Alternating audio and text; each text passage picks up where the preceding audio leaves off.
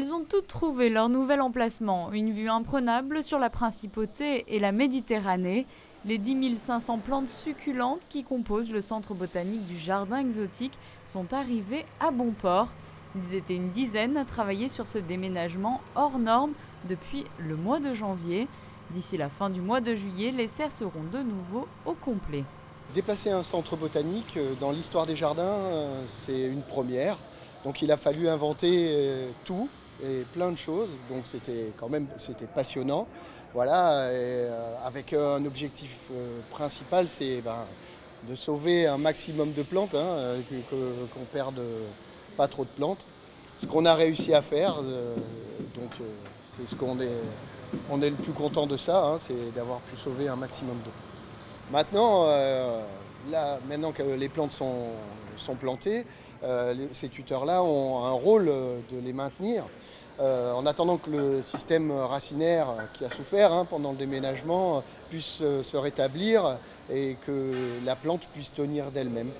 Donc on va les laisser un petit peu, on voit, c'est pas très gai, c'est pas très joli, mais d'ici une année, on va enlever petit à petit tous ces tuteurs. 3 étages pour accueillir ces différents cactés et autres plantes succulentes.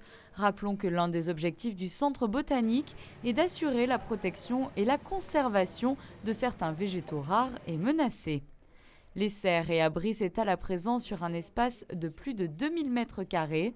La plus grande avoisine les 13 mètres de hauteur de plafond. Lors de ce déménagement, elles ont été repensées de manière thématique. On pense vraiment que le redémarrage de cette végétation va se faire dans de bonnes conditions dans cette serre. Vous pouvez en juger vous-même, c'est une serre qui est magnifique, qui est très grande. Pouvoir ouvrir une telle serre aux visites du public, c'est vraiment une perspective extrêmement intéressante pour le jardin exotique. C'est une ouverture nouvelle, une nouvelle façon de montrer les différentes facettes du jardin, ses différentes fonctions. Les serres qui étaient jusqu'à présent visitées par le grand public exceptionnellement seront désormais accessibles à tous. Une promenade a ainsi été créée au niveau intermédiaire, reliant l'immeuble Angelin et le futur parking de dissuasion.